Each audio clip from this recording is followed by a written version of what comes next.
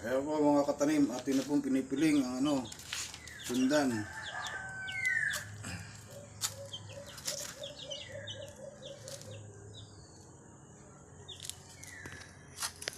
Ayan. Unti-unti natin na tinutuchok ng kutsilyo. At meron rin tayong assistant na tagahawak para hindi bumagsak ang tundan. Yan.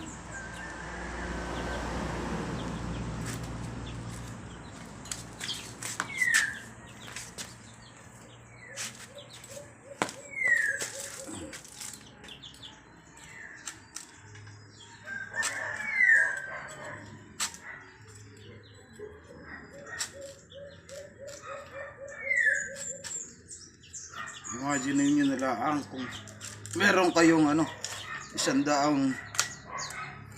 buwig na puro ganito.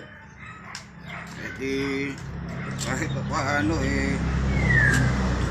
malaking bagay, malaking tulong sa ating mga magbubukid, sa ating magsasaka.